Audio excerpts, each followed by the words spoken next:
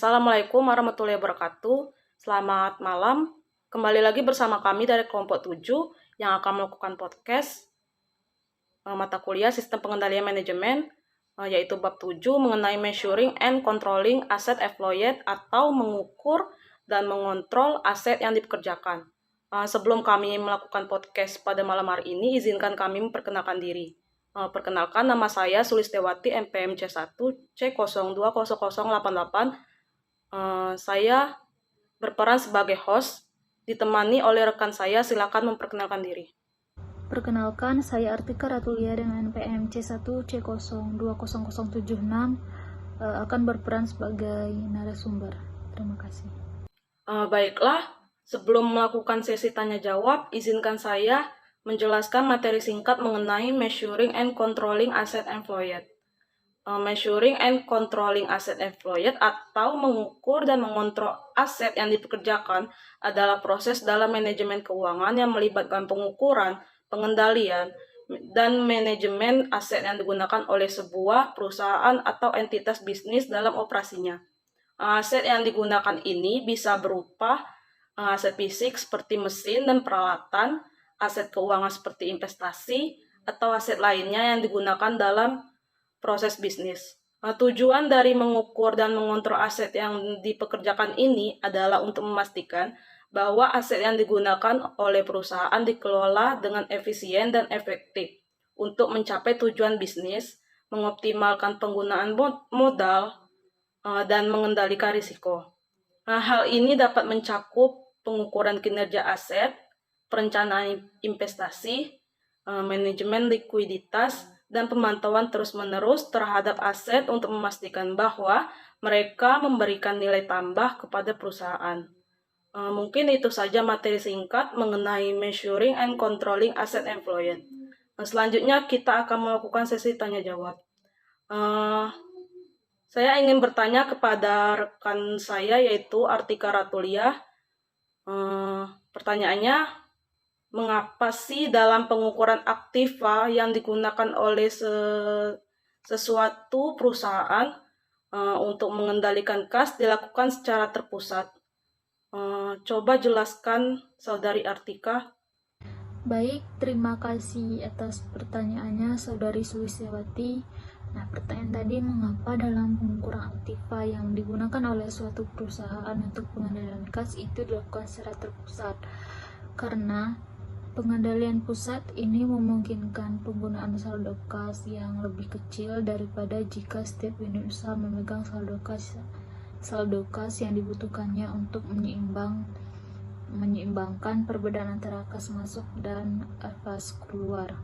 Nah, akibatnya saldo kas aktual pada tingkat unit usaha ini cenderung lebih kecil dibandingkan dengan saldo kas yang diperlukan jika unit usaha merupakan suatu perusahaan independen. Nah, oleh karena itu, banyak perusahaan yang menggunakan rumus untuk menghitung kas yang akan dimasukkan dalam dasar investasi. Mungkin itu saja jawaban dari saya. Terima kasih. Saya kembalikan pada Saudari Sulistiawati. Terima kasih Saudari Artika atas penjelasannya. Tadi kan saya bertanya mengenai pengendalian kas dilakukan secara terpusat dalam pengukuran aktiva yang digunakan oleh suatu perusahaan. Saya izin bertanya lagi, apa sih tujuan pengukuran penggunaan aktiva ini? Coba jelaskan Saudari Artika, terima kasih. Untuk pertanyaan selanjutnya tadi, jelaskan tujuan pengukuran penggunaan aktiva. Nah, tujuan pengukuran penggunaan aktiva ini merupakan analogi dari tujuan pusat laba yang dimana ini bertujuan untuk memberikan informasi yang berguna dalam membuat keputusan yang bagus mengenai aktiva yang digunakan dan untuk memacu para manajer agar membuat keputusan yang merupakan kepentingan perusahaan. Selain itu juga untuk mengukur kinerja unit usaha sebagai suatu entitas ekonomi, ya dimana ini memfokuskan diri pada laba tanpa mempertimbangkan aktiva yang digunakan untuk menghasilkan laba tersebut. tidaklah mencukupi untuk pengendalian proses. Lalu juga jumlah aktiva yang digunakan ini ikut diperhitungkan. Pihak manajemen senior ini akan sulit untuk membandingkan kinerja laba dari satu unit usaha dengan unit usaha yang lain. Mungkin itu saja tujuan dari pengukuran penggunaan aktiva. Saya kembalikan kepada Saudari Sulistiawati. Baik, terima kasih Saudari Artika atas jawabannya. Tadi kan tujuan pengukuran penggunaan aktiva itu yang pertama untuk memberikan informasi, dan yang kedua untuk mengukur kinerja unit usaha. Saya ingin bertanya lagi nih, apa sih tujuan membandingkan laba dengan investasi? Nah, untuk selanjutnya ini tujuan membandingkan laba dengan investasi. Nah, tujuan membandingkan laba dengan investasi ini bisa atau dapat memotivasi manajer unit usaha supaya mereka giat untuk mencapai sasaran kinerja, yang dimana ini akan menghasilkan laba yang mencukupi atas penggunaan aktiva yang ada. Lalu juga sumber daya aktiva ini bisa ditambah jika mampu menghasilkan tingkat pengembalian memadai lebih. Terima kasih Saudari Artika atas penjelasannya. Tadi kan kita sudah tahu tuh tujuan membandingkan laba dengan investasi. Saya ingin bertanya lagi nih mengenai dua metode. Jelaskan dua metode yang menghubungkan laba dengan dasar investasi. Bisa tolong dijelaskan, Saudari Artika? Baik, pertanyaannya tadi, dua metode yang menghubungkan laba dengan dasar investasi. Nah, dua metode yang menghubungkan laba dengan dasar investasi itu, yang pertama ada persentase tingkat ROI atau return on investment, atau persentase tingkat pengembalian atas investasi. Nah, yang kedua itu ada nilai tambah ekonomi atau EVA atau Economic Value Added, atau biasa disebut dengan laba residual. Nah, return on investment atau ROI ini memiliki persamaan pendapatan bagi dengan aktiva yang digunakan. Nah, sedangkan EVA ini memiliki persamaan laba bersih dengan dikurang beban modal, di mana beban modal ini dihitung dengan biaya modal dikali dengan modal yang digunakan. Atau cara lain untuk menyatakan persamaan EVA ini adalah EVA sama dengan modal yang digunakan atau modal yang digunakan ya, dalam kurung ROI dikurang dengan biaya modal. Nah, ROI ini sendiri adalah rasio perbandingan, sedangkan EVA ini merupakan jumlah uang. Mungkin itu saja penjelasan dari saya. Saya kembalikan kepada Saudari Sulistiawati. Terima kasih. Baik, terima kasih Saudari Artika atas penjelasannya. Tadi kan kita sudah dengar tuh dua metodenya, yaitu yang pertama return on investment dan yang kedua economic value added. Saya ingin bertanya lagi nih mengenai konsep. Secara konsep antara economic value added dengan return on investment, mana sih yang lebih unggul atau yang lebih banyak digunakan? Bisa tolong jelaskan, Saudari Artika? Baik, pertanyaan selanjutnya tadi secara konsep, di antara EVA dan ROI ini mana yang lebih populer dan yang lebih unggul, ya kan? Nah, secara konsep EVA atau Economic Value Added ini lebih unggul sebenarnya daripada ROI atau Return on Investment ini. Namun pada kenyataannya ROI malah lebih banyak digunakan atau lebih banyak diterapkan di perusahaan. Ada juga kelebihan ROI ini. Yang pertama itu pengukuran yang komprehensif, lalu juga selain itu mudah dihitung, mudah dipahami, dan berupa pengertian absolut dan bukan pembandingan ya. Lalu juga bentuknya itu rasio, sehingga denominator atau penyebut itu dapat diterapkan ke unit organisasi yang bertanggung jawab terhadap profitabilitas tanpa terpengaruh ukuran atau jenis usaha. Selain kelebihan ROI tadi, IVA ini juga memiliki kelebihan. Yang pertama mungkin itu seluruh unit usaha ini memiliki sasaran laba yang sama dengan perbandingan investasi. Juga investasi yang menghasilkan laba di atas biaya modal ini akan meningkatkan IVA dan lebih menarik manajer. Lalu juga tingkat suku bunga berbeda ini dapat digunakan untuk jenis aktiva berbeda, sehingga sistem pengendalian manajemen ini dapat dibuat secara konsisten. Lalu juga memiliki korelasi positif yang lebih kuat terhadap perubahan-perubahan dalam nilai pasar perusahaan. Selain itu juga penggunaan IVA ini dapat meningkatkan kinerja dan mendorong manajer untuk mengambil tindakan yang konsisten dengan peningkatan nilai pemegang saham. Perusahaan dengan IVA yang tinggi biasanya itu cenderung memiliki nilai tambah pasar atau market value added yang tinggi, atau keuntungan bagi pemegang saham tinggi. Nah, jadi kesimpulannya, mengapa ROI ini lebih banyak digunakan dibandingkan IVA, yang dimana IVA ini sebenarnya lebih unggul, itu karena keserbagunaan dan kesederhanaan dari ROI ini.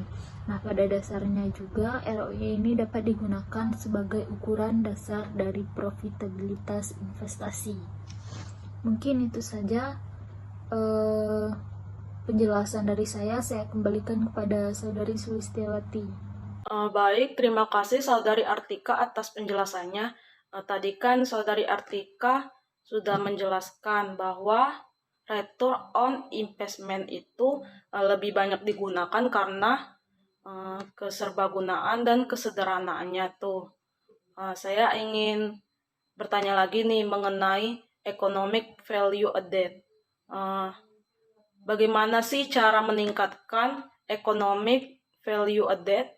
Bisa tolong jelaskan Saudari Artika? Baik, terima kasih. Tadi kan sebelumnya kita ada membahas tentang keunggulan IVA kan. Nah, ada juga beberapa cara ini untuk meningkatkan IVA.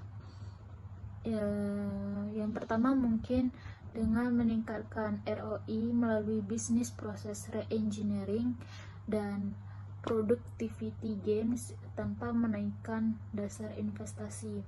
Yang kedua itu melakukan dengan cara divestasi aktiva, produk, dan bisnis yang ROI-nya ini lebih kecil dibandingkan dengan biaya modal.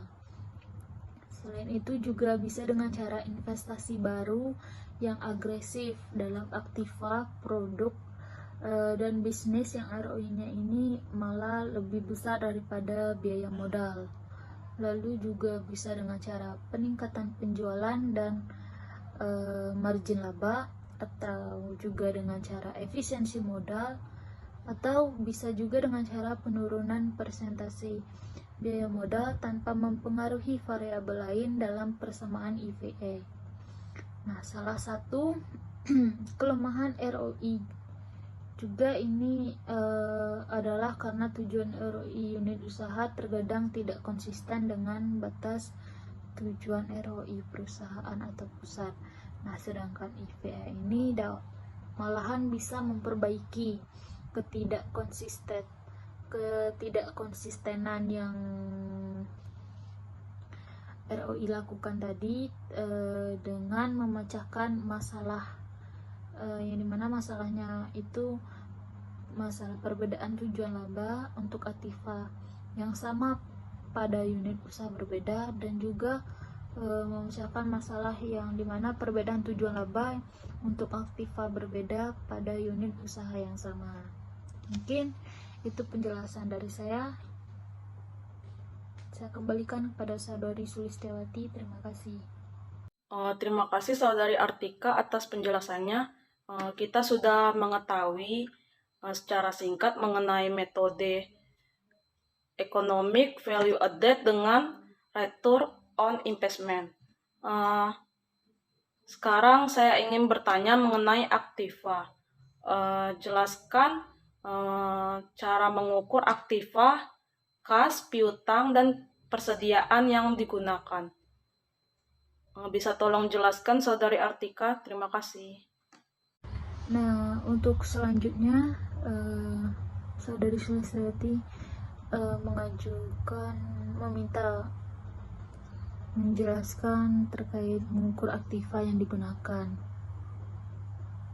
Nah, aktiva ini kan ada beberapa ya, ada kas, piutang, persediaan, modal kerja secara umum, dan yang lainnya. Nah, mungkin saya akan menjelaskan tiga aktiva yang digunakan, mengukur tiga aktiva yang digunakan. Yang pertama itu mengukur kas yang digunakan. Nah, pengendalian kas umumnya itu terpusat karena mampu menekan penggunaan saldo kas daripada setiap unit pemegang saldo kas sendiri atau lebih terkendali. Nah, saldo kas aktual pada unit usaha itu biasanya lebih kecil dibandingkan saldo kas yang diperlukan, atau ada sisa lah. Nah, maka mayoritas kas yang dimasukkan sebagai dasar investasi. Namun, beberapa perusahaan ini tidak memasukkan kas sebagai dasar investasi karena seperti kewajiban lancar, yang dimana itu kan cepat habis. Lalu yang kedua itu mengukur piutang yang digunakan. Nah, manajer unit usaha itu dapat mempengaruhi piutang secara tidak langsung dengan menghasilkan penjualan, penetapan persyaratan kredit, persetujuan kredit individual, batas kredit, dan penagihan kredit. Nah, piutang juga dapat dimasukkan sebagai aset menggunakan nilai buku, yang dimana nilai buku persamaan nilai buku ini yaitu harga jual dikurang dengan penyisihan atas piutang tak tertagih. Yang ketiga itu ada mengukur persediaan yang digunakan. Nah, untuk mencerminkan pendanaan sebagai persediaan, modal perusahaan yang dibutuhkan untuk persediaan ini memiliki persamaan yang dimana jumlah persediaan kotor dikurang utang. Nah, menunda pembayaran biasanya itu akan mengurangi aktiva lancar bersih yang mungkin bukan merupakan kepentingan perusahaan dan membahayakan tinggi peringkat kredit. Mungkin itu penjelasan dari saya. Terima kasih. Baik, terima kasih Saudari Artika atas penjelasannya. Tadi kan kita sudah mengetahui itu mengukur aktiva, yaitu kas, piutang, dan persediaan yang digunakan.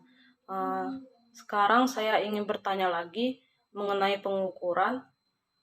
Dalam pengukuran dan pengolahan harta, manakah yang lebih unggul penggunaannya antara economic value added atau return on investment? Tolong jelaskan Saudari Artika. Terima kasih. Nah, pertanyaan selanjutnya dari Saudari Sulistiawati, di dalam pengukuran dan pengelolaan harta itu mana yang lebih unggul penggunaannya, EVA atau EF? Maaf, IVA atau ROI. Nah, menurut saya, nah, penggunaan IVA itu lebih unggul dibandingkan dengan ROI seperti yang sudah dijelaskan tadi ya.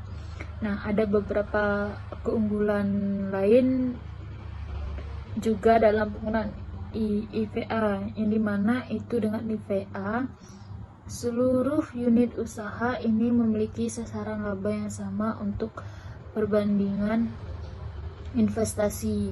Lalu juga keputusan-keputusan yang meningkatkan ROI suatu pusat investasi ini dapat menurunkan laba keseluruhan. Selain itu juga tingkat suku bunga berbeda ini dapat digunakan untuk jenis aktiva yang berbeda pula. Juga selain itu IVA ini berlawanan dengan ROI, yang dimana memiliki korelasi positif yang lebih kuat terhadap perubahan-perubahan dalam nilai pasar perusahaan. Nah, ini persis seperti yang sudah saya jelaskan sebelumnya ya. Pertanyaan yang tadi, yang pertanyaan antara ROI dan IVA mana yang lebih unggul dan mana yang lebih banyak digunakan tadi. Nah, mungkin itu saja penjelasan dari saya. Mungkin saudari Sulistiawati bisa lebih mengerti. Terima kasih. Baik, terima kasih Saudari Artika atas penjelasannya. Mungkin tadi merupakan pertanyaan terakhir untuk podcast pada malam hari ini. Bila ada kata saya yang salah sebagai host, saya mohon maaf. Kepada Allah saya mohon ampun. Wabillahi taufik wal hidayah. Wassalamualaikum warahmatullahi wabarakatuh. Terima kasih.